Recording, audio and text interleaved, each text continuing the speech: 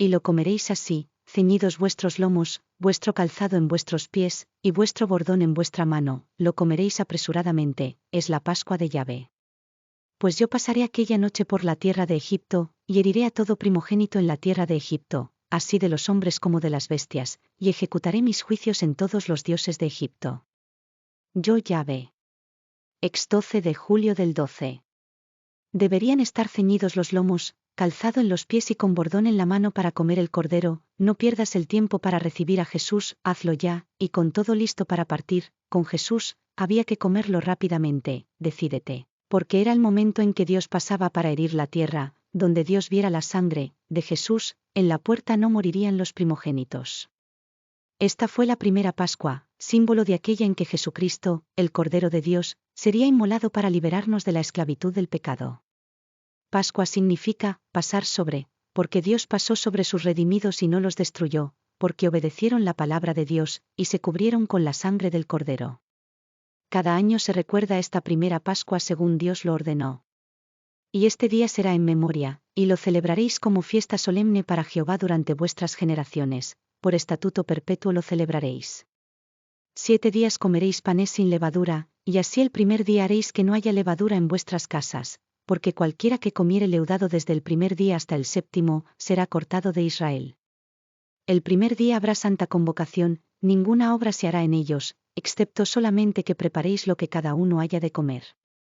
Y guardaréis esta fiesta de los panes sin levadura, porque en este mismo día saqué vuestras huestes de la tierra de Egipto, por tanto, guardaréis este mandamiento en vuestras generaciones por costumbre perpetua. Ex 12, 14-17. Los cristianos celebramos la Pascua durante la Semana Santa, recordando la crucifixión, muerte y resurrección de nuestro Redentor Jesucristo, el Hijo del Dios viviente. Nosotros si tenemos Cordero, los cristianos nos cubrimos con la sangre del Cordero de Dios que es nuestro Señor Jesucristo, quien una vez fue sacrificado como el Cordero de la Pascua y resucitó y vive para siempre, eternamente, nos dará vida después de 2 días. En el tercer día nos resucitará, y viviremos delante de él. Os 6.2. Porque Jesucristo vive nosotros viviremos. Para los israelitas era de vida o muerte sacrificar el Cordero aquella primera Pascua. Para nosotros es de vida o muerte creer que Jesucristo es el Hijo de Dios. La Pascua es el símbolo que Dios escogió para que comprendiéramos, ya en tiempos de Jesús, que nuestra salvación ha costado sangre, la sangre del Mesías, la sangre del Hijo del Dios viviente, y así tengamos una idea del magnífico e inconmensurable y eterno amor de Dios. Aquella noche en Egipto, en las casas donde no había sangre en el dintel de la puerta, murieron los primogénitos de esa familia, aún el primogénito de Faraón murió. Faraón ordenó entonces que el pueblo de Dios saliera de Egipto. Ocurrió algo muy hermoso. Cuando aquel grupo de personas empezó a moverse hacia el Sinaí, vieron una columna de nube frente a ellos, aquella columna los guiaba, avanzaba delante de ellos, era Dios mismo, que con su nube les hacía sombra para que el sol no los fatigara de día y por la noche esa enorme nube ardía y les daba luz, a fin de que anduviesen de día y de noche. Nunca se apartó de delante de su pueblo la columna de nube de día, ni la columna de fuego de noche. Dios avanzaba al paso de su pueblo y les marcaba el rumbo por donde debían seguir. Faraón notó que siguieron un camino diferente del que él pensaba, al verlos dirigirse al Mar Rojo pensó, se han atrapado, mientras hacen barcos para cruzar, yo puedo destruirlos porque están entre el desierto y el mar, y se puso inmediatamente a su caza. Cuando los israelitas se dieron cuenta de que el ejército de Faraón los perseguía, se horrorizaron y culparon a Moisés. Moisés dijo, no temáis, estad firmes, y ved la salvación que Dios hará hoy con vosotros, pues los egipcios que habéis visto hoy, no los volveréis a ver más. El Eterno peleará por vosotros.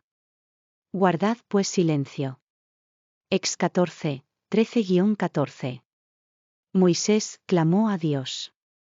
Y Dios le dijo, ¿por qué clamas a mí? Di a los hijos de Israel que marchen. Y tú alza tu vara y extiende tu mano sobre el mar y divídelo, y entren los hijos de Israel por en medio del mar, en seco. Ex 14, 15-16. Cógete del borde del manto de Jesús y avanza, sigue a Jesús. Inmediatamente el ángel de Dios que guiaba el campamento israelí se pasó a la retaguardia y la columna de nube también, haciendo que hubiera durante la noche, tinieblas sobre los egipcios, pero luz sobre los hebreos. Y extendió Moisés su mano sobre el mar y el Señor Dios usó un fuerte viento oriental para dividir las aguas del mar Rojo que hicieron muralla a uno y otro lado mientras. Y extendió Moisés su mano sobre el mar y el Señor Dios usó un fuerte viento oriental para dividir las aguas del mar Rojo que hicieron muralla a uno y otro lado mientras el campamento hebreo atravesaba en seco. Iba a amanecer cuando la caballería de Faraón, que los seguía, iba por la mitad del mar, cruzando en seco tras los hebreos, y Dios ordenó que cayeran las ruedas de sus carros y el pánico se apoderó de los egipcios, que intentaron huir. Moisés extendió su mano sobre el mar, las aguas volvieron a su sitio y los egipcios murieron ahogados, mientras Israel ya había pasado en seco. Que llenos de gozo estaban en el campamento de Dios. Cantaron, alabaron a Dios, se regocijaron. Ahora Dios iba a educar al pueblo de Israel para guiarlo como él quería. Dios conocía al hombre y había provisto para todas sus necesidades, aún en el desierto, los respetaba tanto, que ninguno entraría a la fuerza en la tierra prometida. Mas el hombre no conocía a Dios. ¿Qué le gustaba? ¿Qué esperaba Dios de ellos? ¿Cómo deberían tratar y honrar a Dios? Por tanto, Dios les dio reglas para que les fuera bien. Estas reglas son los mandamientos de Dios. Ellos tenían muchas razones para confiar en la palabra de Dios. Si Dios dice que algo debe hacerse de una forma especial, Dios tiene razón, y si Dios dice que algo no debe hacerse, Dios también tiene toda la autoridad, y nosotros debemos obedecerle. La constitución del pueblo de Dios. Ahora el pueblo de Israel era un pueblo libre, ya no tenía que servir a los egipcios. Dios mismo los rescató y quería estar con ellos, mas Dios es santo y habita en santidad, ellos deberían comportarse conforme a la voluntad de Dios. ¿Qué hacer con la libertad? ¿Se convertirían en una extensión de Egipto por las costumbres aprendidas? No. Dios les dio un código de vida, una constitución. Al pueblo de Dios, Dios mismo le ha dado su ley, la ley de Dios. Y solamente el que obedece a Dios puede continuar siendo pueblo de Dios, el que no obedece, es echado fuera del campamento de Dios. Esta ley está dividida en dos temas principales: la relación del hombre con Dios. Oye Israel, el Señor nuestro Dios, el Señor uno es. Y amarás al Señor tu Dios con todo tu corazón, y con toda tu alma, y con toda tu mente y con todas tus fuerzas. MR 12, 29-31, MT 22.34-39, DATI 6.4-5. Y la relación del hombre con el hombre. Amarás a tu prójimo como a ti mismo. Yo Yahvé, LV 7 y 18. Jesús nos manda: amaos los unos a los otros como yo os he amado, ya en 13.34-35. Y nos dice Jesús: de estos dos mandamientos depende toda la ley y los profetas, MT 10 y 40. Amar a Dios y amar al prójimo. Los decretos principales de los cuales derivan muchos otros mandamientos, igual de importantes, son los 10 mandamientos, pero todas y cada una de las órdenes que Dios ha dado deben obedecerse aunque no las pudieran entender los israelitas entonces o no las entendamos nosotros hoy. La ley de Dios nos conduce al cumplimiento de estos dos grandes mandamientos. Debemos conocer y obedecer la ley de Dios, porque es palabra de Dios. La ley de Dios es hoy tan vigente y actual que muchos de los grandes problemas de nuestro mundo moderno son consecuencia de la desobediencia a esta ley. Solo por citar algunos problemas pensemos en SIDA, la disolución de la familia, la mala distribución de la tierra, el hambre, el cólera, la violencia, etc. Si viviéramos en obediencia a la ley de Dios, estas tragedias no ocurrirían. Son consecuencia de la desobediencia a Dios. El primer mandamiento dice: oye Israel, el Señor nuestro Dios, el Señor uno es. Y amarás al Señor tu Dios de todo tu corazón, y de toda tu alma, y de toda tu mente, y de todas tus fuerzas. Este es el principal mandamiento. MR 12, 29-30. Y el segundo es semejante: amarás a tu prójimo como a ti mismo, MR 12 y 31. Y LV 7 y 18. Dice además en Éxodo 3 de febrero del 20, y en Deuteronomio 5.6-7. Yo soy el Eterno tu Dios, que te saqué de la tierra de Egipto, de casa de servidumbre. No tendrás dioses ajenos delante de mí. Dios es celoso, Dios no admite compartir nuestro amor y devoción con ídolos ni con dioses ajenos. Esto es justo. ¿Con quién se podría comparar a Dios que es todopoderoso, que nos puso en un mundo excelente, hermoso, provisto de todo lo que el hombre necesita?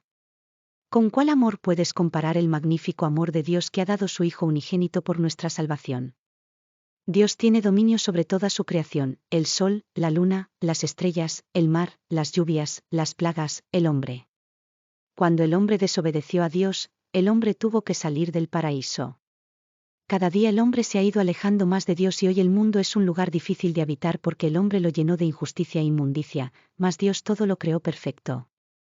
Dios exige, con todo derecho, una lealtad total, nos está sacando de la servidumbre y opresión del pecado, y para permanecer bajo la sombra de su amor hay que caminar por la senda que Él nos marca. Dios ordenó también: no te harás imagen, ni ninguna semejanza de cosa que esté arriba en el cielo, ni abajo en la tierra ni en las aguas debajo de la tierra, no te inclinarás a ellas, ni las honrarás, porque yo soy Yahvé tu Dios, fuerte, celoso, que visito la maldad de los padres sobre los hijos, hasta la tercera y cuarta generación de los que me aborrecen. Ex 5 de abril del 20. Ordenó el Señor: no tomarás el nombre de Jehová tu Dios en vano. El pueblo de Israel ni siquiera pronuncia su nombre, hoy lo llaman el Eterno. Dios se presentó a Moisés como Yo soy. En hebreo, YHVH. En hebreo no se escriben vocales. Hoy, quien lo llama Jehová o Yahvé, lo que hace es agregar vocales. Dios no dijo que no se pronunciara su nombre sino que no se usara en vano. El nombre de Dios es tan poderoso, que en el nombre de Jesucristo los demonios huyen, los muertos resucitan, el mar se aquieta y nosotros podemos corroborar eso hoy día cuando en el nombre de Jesús de Nazaret vemos ocurrir estos milagros. Sí, Jesús nos permitió usar su nombre, de cierto os digo, el que en mí cree, las obras que yo hago, él las hará también, y aún mayores hará, porque yo voy al Padre. Y todo lo que pidiereis al Padre en mi nombre, lo haré, para que el Padre sea glorificado en el Hijo. Si algo pidiereis en mi nombre, yo lo haré. Ya en 14 de diciembre del 14. ¿Cómo llamó Jesús a Dios? Lo llamó Abba, Padre, y nos permitió llamarlo Padre nuestro. ¿Cómo os pondré por hijos y os daré la rica heredad de las naciones? Me llamaréis Padre mío, y no os apartaréis de en pos de mí. Y 3 y 19. El siguiente mandamiento es guardar el día de reposo, sábado. Es un día tan santo que debemos honrar porque en él Dios descansó de la obra de su creación. Jesús lo guardó en la tumba donde descansó después de consumar su obra redentora y el primer día de la semana resucitó. Durante su vida entre los hombres Jesús realizó milagros en día de reposo porque nuestras necesidades están delante de Dios todos los días de la semana. Dios trabaja siempre cuidándonos, bendiciéndonos, salvándonos. Mas nosotros debemos respetar este santo día de reposo, y Jesús les respondió: mi Padre hasta ahora trabaja, y yo trabajo.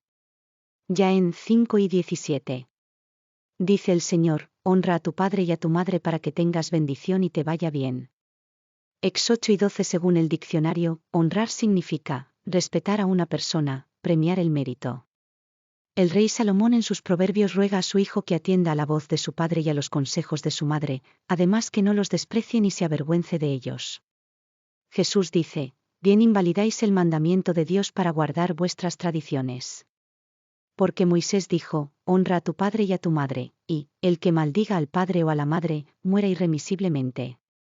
Pero vosotros decís: basta que diga un hombre al padre o a la madre, es corbán, que quiere decir, mi ofrenda a Dios, todo aquello con que pudiera ayudarte, y no le dejáis hacer más por su padre o por su madre, invalidando la palabra de Dios con vuestra tradición que habéis transmitido.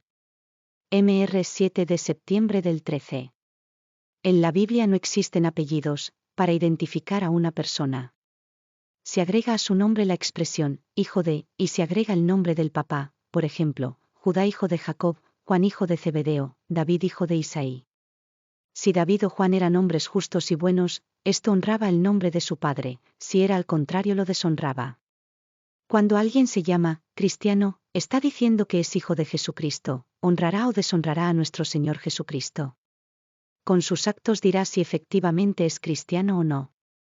Encontramos el mandamiento: no matarás, Ex 8 y 13. Y agrega: no derramarás sangre de hombre porque a imagen de Dios es hecho el hombre. Dios mismo puso su aliento de vida en el hombre y solo Dios puede volver a tomar esa vida. Dice el Señor: no adulterarás. En la palabra de Dios vemos que el adulterio es uno de los pecados más censurados y repudiados por Dios. Significa traición, deslealtad, pisotear el amor y la confianza y destruir la unión familiar. Dios mismo ha sido traicionado por el género humano al cual ama tanto, y ha experimentado este dolor en su corazón. Israel adulteraba cuando prefería a los ídolos antes que al verdadero Dios. Cuando nosotros tenemos que decidir entre lo que Dios nos manda y lo que los demás esperan de nosotros, si ignoramos a Dios y obedecemos a los enemigos de Dios,